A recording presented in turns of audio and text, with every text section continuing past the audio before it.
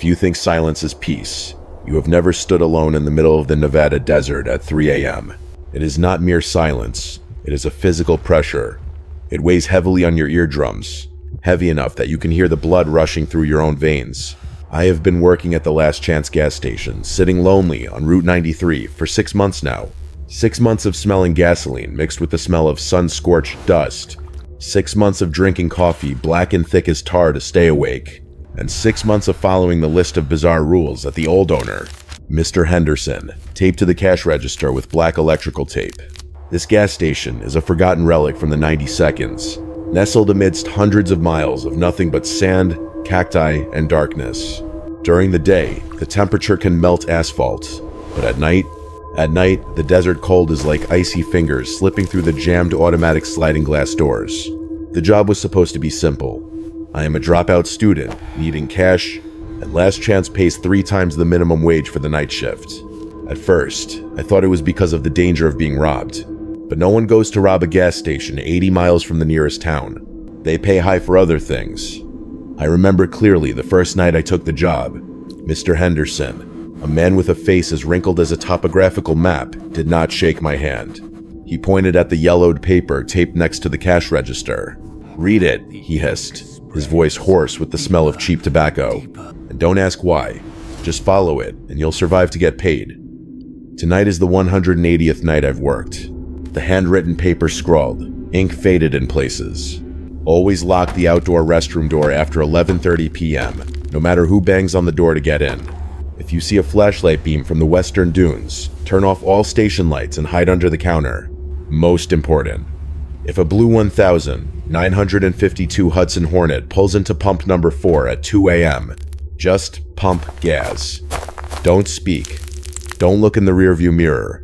And for God's sake, never look in the back seat. I laughed. I actually laughed and thought it was an old stale ghost prank to tease the new employee. Hudson Hornet? That car went out of production ages ago, man, I joked. Mr. Henderson's face did not change color. His eyes, cloudy and tired, bored into me. Just do it. If you want to keep your life intact. I have gotten used to the annoying buzzing sound of the failing fluorescent light on the ceiling. I have gotten used to the brackish metallic taste in the tap water. I am sitting scrolling through my phone, trying not to look at the pitch black darkness outside the glass door, where the light from the gas station gets swallowed up after just a few meters. The clock on the wall ticks loudly in an annoying way.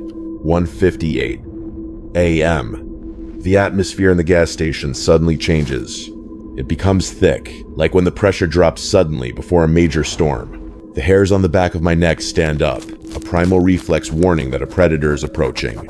The strong smell of gasoline outside is suddenly overpowered by another smell. The smell of mold, dampness, like the smell of an old cellar sealed for decades. I swallow hard, throat dry.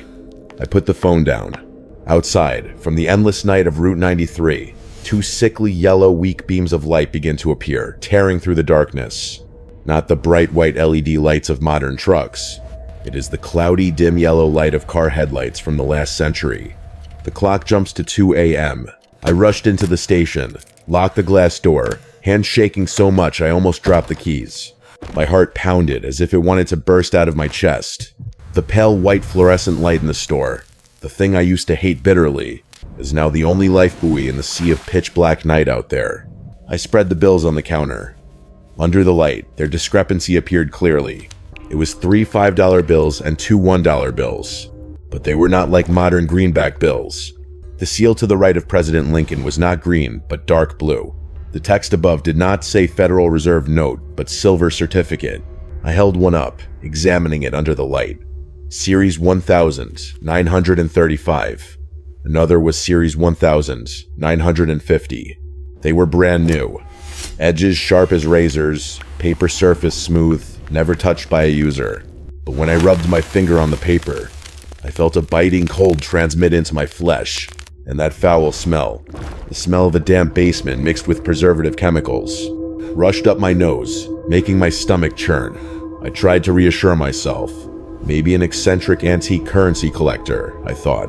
Maybe this is just an elaborate prank by some idle YouTubers. But that optimism died gradually over the following nights. The second night, exactly at 2 a.m., the Hudson Hornet appeared again. Still, that deadly silence. Still the way it glided smoothly like a ghost on the road. Still that man. This time, the initial fear had turned into a morbid curiosity. When I stepped out to pump gas, I tried to observe more closely. I followed the rules. Didn't look at the back seat, didn't look at the rear view mirror, but I allowed myself to look closer at the driver. He didn't blink. I swear I counted silently in my head. During the entire 3 minutes of pumping gas, his eyelids did not move even a millimeter. Eyes staring wide open, straight into the darkness ahead, soulless like dead fish eyes. And when he handed the money through the slightly open window, his gray suit sleeve pulled up a bit, revealing the white shirt cuff inside. That was when I saw it. A detail that I had missed the first night due to panic. On that pristine white cuff was a spreading stain, dark brown color. The surrounding edges dried hard and cracked, soaked deep into every fiber. It was shaped like splashing water spray. As someone who used to hunt deer with Dad as a child, I recognized that stain immediately.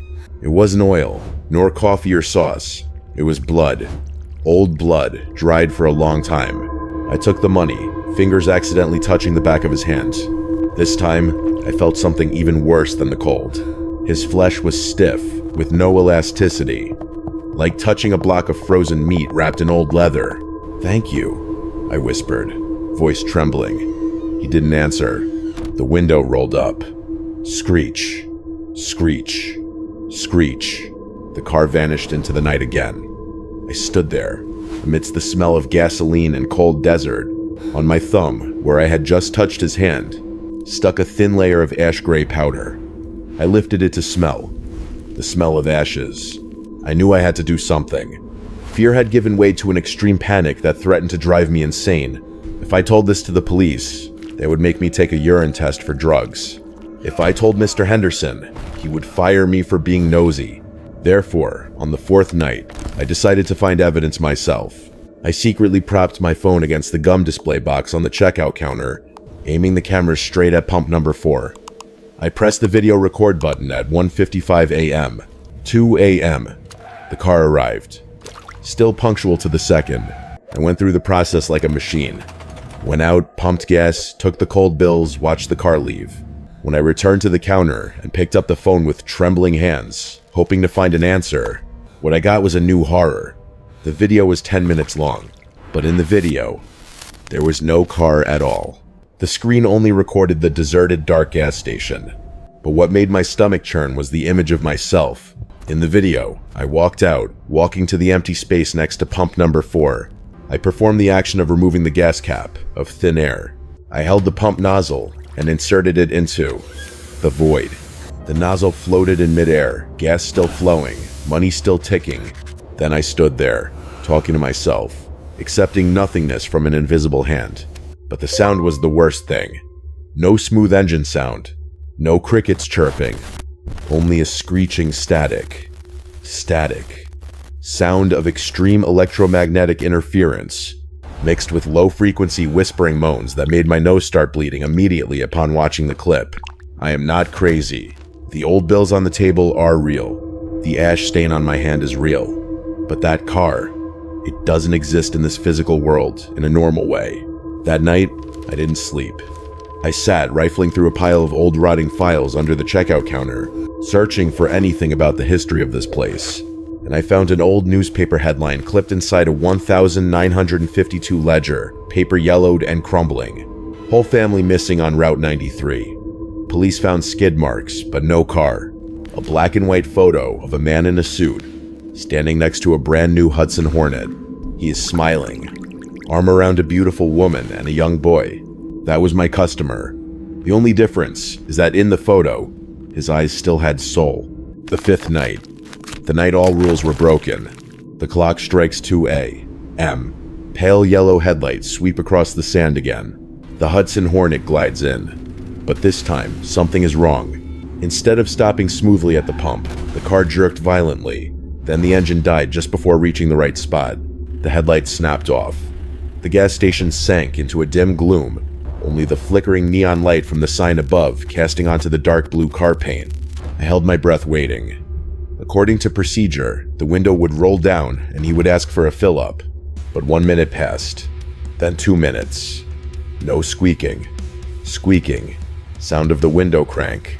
No movement. The car lay motionless, like a giant iron coffin. "Please leave," I whispered, cold sweat pouring down the back of my neck. "Go. Please go." But the car remained there. I remembered rule number 3. Just pump gas. But how can I pump when the gas cap isn't open and the car isn't parked in the right spot? The silence lasted so long, I felt like I was being strangled. I was forced to go out. I had to check what was happening to end this nightmare. I walked out of the automatic glass doors. Immediately, I realized the change in the air. It was no longer cold. It was hot.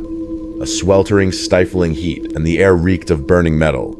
Strong ozone smell, like the smell of an electromagnetic storm or burning wires. The hair on the back of my neck stood up because of the static electricity in the air.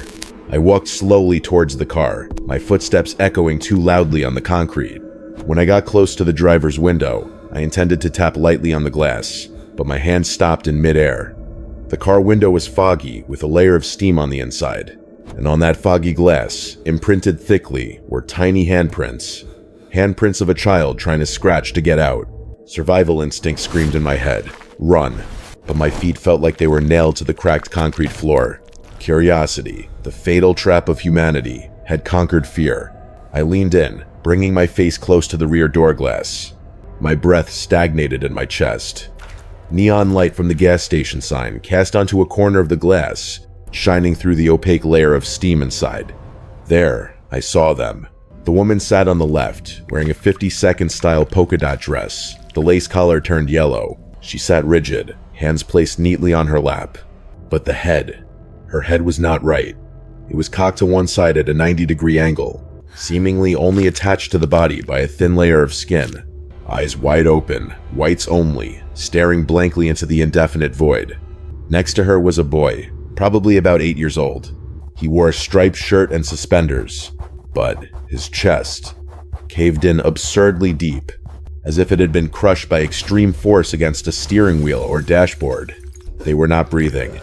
Their chests were completely motionless. But what made me want to vomit right there was not their wounds, but the way they moved. They were not sitting still. Their bodies were shaking slightly, rhythmically, in sync with each other, like they were under the influence of inertia. When a car is speeding at 100 miles per hour, even though this Hudson Hornet was standing completely still, they are eternal passengers, trapped in that terrible moment of impact forever. And then, the woman's white eye twitched slightly, and it slowly rolled towards me. A dry sound rang out, tearing through the suffocating silence. Crack. That was the sound of breaking bones, or cartilage being twisted. I startled, whipping around to look towards the driver's seat. The man, the father, the husband, the driver, was turning his head to look at me. His neck turned with difficulty, millimeter by millimeter, accompanied by horrific clicking sounds, like rusty gears trying to work again. He didn't turn his whole body. Only the neck rotated, an angle that a living person could not do without breaking their neck. His face, now seen at close range, looked like a wax mask starting to melt under invisible heat. One cheekbone was crushed, revealing the stark white bone beneath the grayish skin. Screech, screech, screech. The driver's window rolled down again. This time, no more smell of mold or earth. A blast of sweltering heat puffed out, carrying the smell of acrid burning rubber and the metallic tang of fresh blood. The smell of a catastrophic car accident. I stepped back, tripped over the gas hose, almost falling backward. His lips, purple and cracked, moved. No breath escaped, but sound still rang out. It was no longer scratchy like a radio. It was wet, gurgling, as if his throat was full of liquid. "Fill it up," he said, cloudy eyes locking onto me. "We have a long, very long way home." Then he smiled. A crooked smile, revealing red-stained teeth. "Do you want to come along?" My stomach churned. I could feel the bitter taste of bile rising in my throat. I couldn't say a word, just shook my head violently. Physiological tears streaming out from extreme fear. The back door. The door where the broken-necked woman sat. Clicked. The lock just popped open.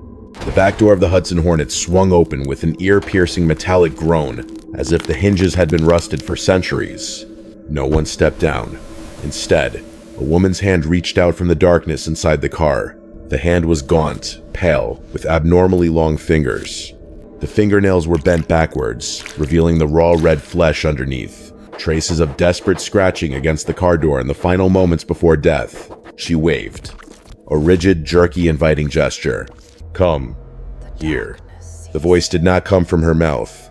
It rang directly in my head, like static-filled radio waves inserting straight into the brain. And at the same time, I realized something that made my bladder want to burst. The world around the gas station had disappeared. No more Route 93. No more rolling dunes under the moonlight. No more cricket sounds or desert wind. Everything remaining was just pitch black, an infinite void, thick as India ink. The car and this gas station are floating in the middle of nowhere. The place, home, he spoke of, was not a house. It was this, darkness. The woman's hand stretched out, further than anatomical limits allowed, aiming straight for my collar. I screamed, a soundless sound choked in my throat, and turned to run. I didn't run with reason. I ran with the instinct of a cornered beast. My feet stomped hard on the concrete, sliding a bit on an oil slick, but I managed to regain balance and lunge towards the gas station glass door. Behind my back, I heard the sound of thud, thud, thud. Not the sound of chasing footsteps. It was the sound of heavy bodies, wet and falling out of the car and hitting the ground. I threw myself through the automatic sliding door. It opened too slowly. I squeezed through the narrow gap, tumbling onto the cold tiled floor inside, then kicked wildly to crawl up and slam the red emergency lock button on the wall. Click. Boom. The glass door locked tight. The steel security shutters began to slowly lower, but not fast enough. I backed behind the checkout counter, grabbing the metal baseball bat Mr. Henderson kept under the counter, even though I knew it was useless against the things out there. The lights in the gas station began to flicker wildly. The fluorescent bulbs popped and crackled, creating a strobe light effect that made every movement jerky and infinitely more terrifying. And then, that sound began. Thud. A heavy impact against the tempered glass front door. Thud. It didn't sound like a fist or a kick. It sounded dense, wet, and solid. I narrowed my eyes, looking through the gap of the security shutter that hadn't closed completely. It was the driver. He was standing pressed against the glass, but he wasn't using his hands to bang on the door. He was using his head. He banged his forehead against the glass, rhythmically like a clock pendulum. Thud, thud. Each bang left a smear of black and red slime on the transparent glass. His face, already crushed, now became more deformed after each collision, but those soulless eyes still stared wide, looking through me, through the counter, looking into the depths of my fear. Suddenly, the intercom speaker on the counter screeched with an ear-piercing noise, even though I had turned it off at the start of the shift. No talking. What came out of the speaker was the sound of pure chaos. Metal tearing metal, glass shattering, tires screeching on asphalt, and screaming. The woman's scream, "Harry, watch out!" The child screaming, "Mommy, it hurts!" And the man's pained growl as his chest was crushed. All the sounds of that moment of death in 1952 were being replayed, repeating over and over in this tiny room, at maximum volume. My ears ached, nose started bleeding profusely down to my mouth. "Open the door!" The man's scratchy voice rang out, not from the speaker, but from right next to my ear, even though I was standing alone in the counter. "We are so cold." Outside the glass door, I saw the broken-necked woman pressing her face against the glass, right next to her husband's crushed face. She was smiling, a smile wide to her ears. I was no longer sane enough to think. I did the only thing my body allowed. I curled up, diving into the cramped space under the checkout counter, covering my ears tightly and squeezing my eyes shut. That was the only safe place, or at least I hoped so. I huddled between the safe and the box of old receipts, shivering so violently that my teeth chattered, biting my tongue until it bled. The metallic taste of blood in my mouth, mixed with the smell of burning ozone and the scent of death seeping through the glass door cracks, creating a mixture that made me want to vomit. Outside, the banging on the door continued. Thud, thud. The tempered glass started to crack. I heard the characteristic cracking sound, the sound of cracks spreading like spider webs. Open the door. The whisper rang out. no longer from the outside. It sounded like it was coming from right above my head, right on the countertop. Have they gotten in? Or is my mind destroying itself? Then suddenly, the intercom shrieked one last sound, the ear-piercing screech of tires, ending with a horrific crash boom that shook the entire floor beneath my back. The lights went out instantly. The gas station sank into absolute darkness. No more speaker sound. No more banging. No more whispering. Only my own gasping, ragged breathing remained. I lay there, motionless in the dark, hands still covering my ears tightly. Time seemed to stop. A second lasted like a century. I didn't dare open my eyes. Didn't dare move. Didn't even dare breathe deeply, fearing that just a small noise would invite them back. I lay like that until my body went numb from cold and fear. I didn't know if I had fainted or just fallen into a catatonic state, but when I opened my eyes again, something had changed. Light, a pale orange light, weak but warm, was creeping under the counter.